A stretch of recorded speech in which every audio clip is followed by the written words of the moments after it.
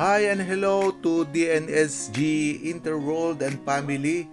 Sa video pong ito ay gagawa tayo ng DIY pole ng aking pothos plant or money plant kung tawagin ng iba. May dalawa po akong money plant na kailangan ko pong gawa ng pole extension. Sa makikita nyo sa video ito, yan po ang original na pole ng pothos plant ko.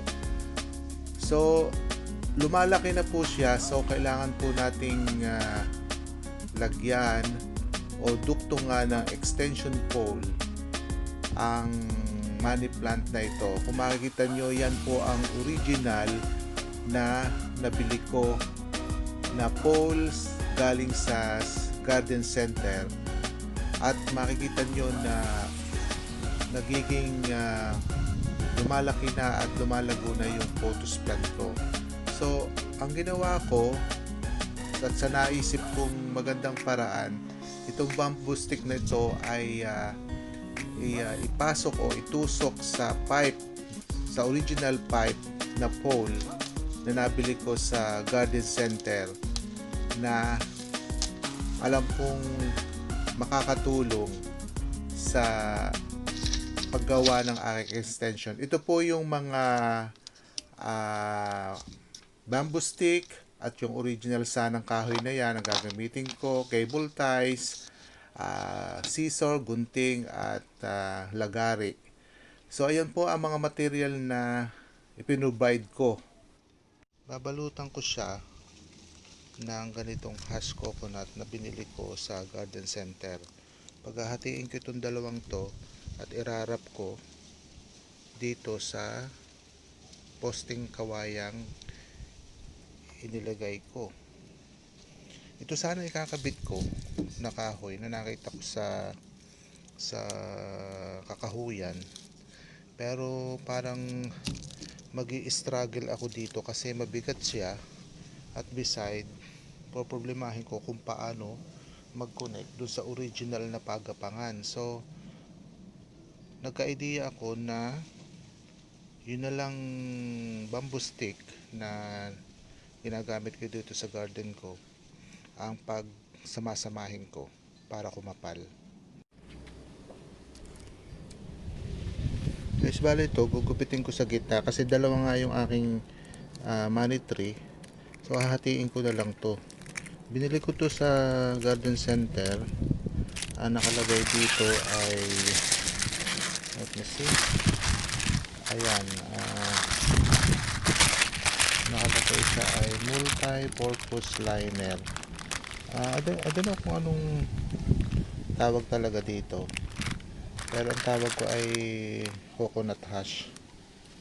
Yun ang aking pagkaka simpleng tawag na ito iba, irarap ko siyang papaganon doon sa aking ginawang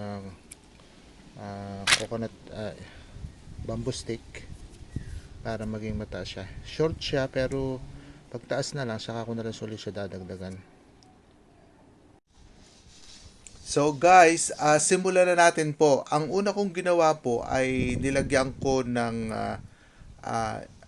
tig-isang bamboo stick ang bawat isang plant, at magiging foundation siya, at nilagyan ko po ng tig dalawa o tatlong magkakayapos na bamboo stick para siya ay kumapal. Ang isa po naman ay medyo manipis yung bamboo stick na nakuha ko, kaya ginawa ko pong apat. Pinagdoble ko at ginawa ko ay tinalian ko ng cable tie para siya ay tumibay. Yan guys, sa halip na lagyan ko siya ng kahoy, guys, kaya ito nga nangyari. So ito ay naging original na mahaba, tapos nilagyan ko siya ng cable tie, which is alam ko naman na napaka-sturdy niya.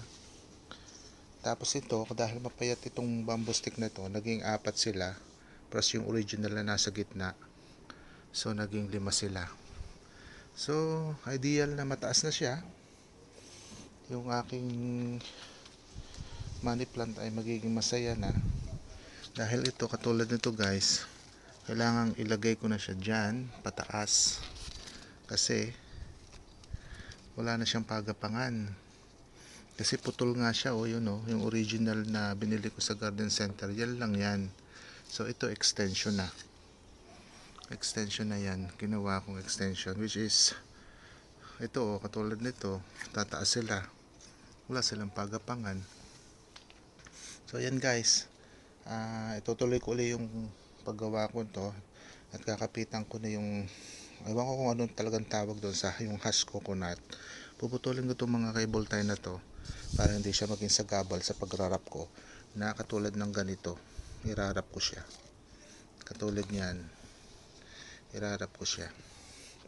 Okay, so guys, pagkatapos kong matalian ng cable tie ang mga bamboo stick, so ati pong alisin ng excessive na cable tie, ating gugupiting isa-isa para maging firm siya, at pagkatapos ay babalutin natin. Dinivide ko po sa dalawa itong tinatawag kong coconut hash. Kung alam po nyo ang tawag dyan, paki-message down below kung ano. Yan po ang setup ng aking pagbabalot. Babalutin ko siya uli ng coconut hash, yung bamboo stick, at tatalian ko uli ng cable tie. Ganun po yung katulad ng ginaya ko lang po yung original na pole na nasa baba. So yung makikita po ninyo, extension po yan.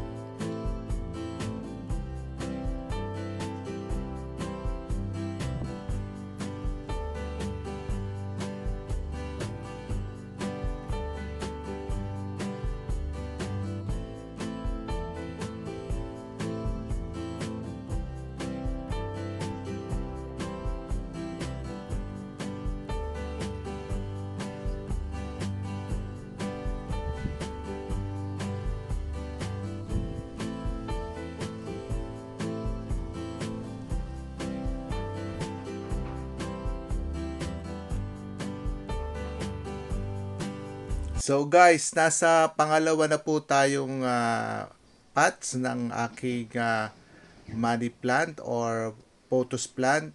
Yung pong makikita po nyo, yung unang yan, nagawa ko na, nabalutan ko na siya ng coconut husk using cable tie. At ginaya ko lang po sa original na pole na nabili ko sa garden center. So makikita ninyo ang pangalawang money plant.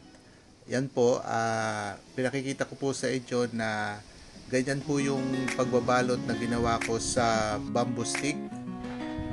At gugupitin po natin ang mga excessive cable tie para maging maganda po siyang tingnan.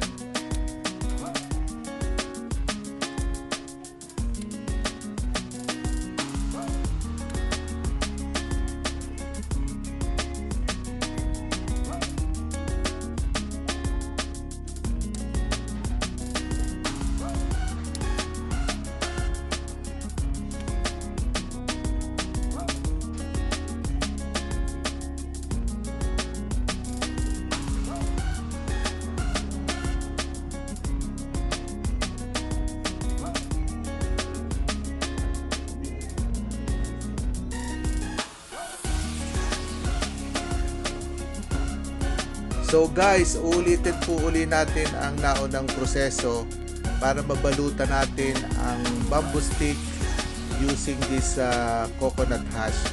Gumiraso po ako o gumupit po ako ng eksaktong sukat para masanggahan o mabalutan natin ang natitirang dulo ng bamboo stick.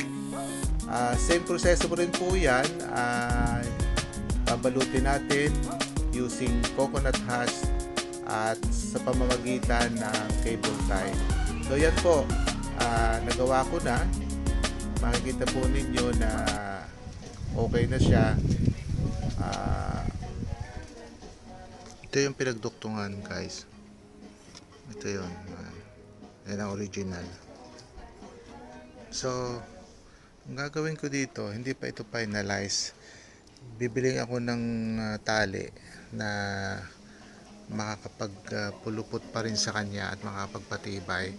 Katulad ng ginawa nila dito, tinalian nila.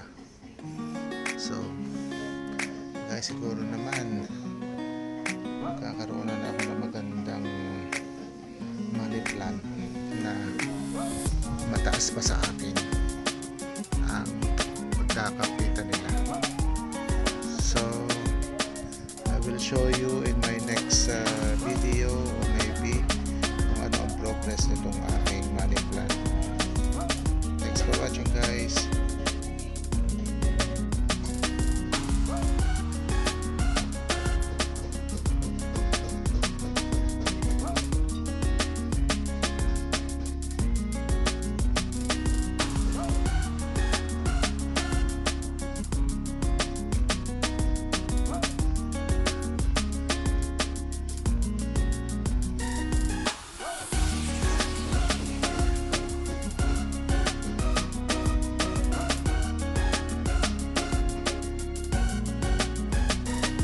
Hello guys, after 2 months na pagpiprepara ng aking full extension ng aking photos plant, ito pinakikita ko sa inyo na almost maabot na ng photos plant yung extension na ginawa ko last 2 months. So para maipakita ko sa inyo na look like yan po yung extension na tinuktungan ko sa previous video na napanood nyo.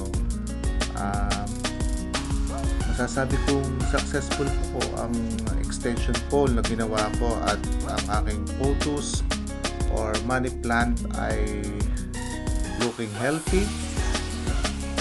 Thanks for watching, guys, and then as I promise you, in-update ko kayo sa progress ng aking photos plant.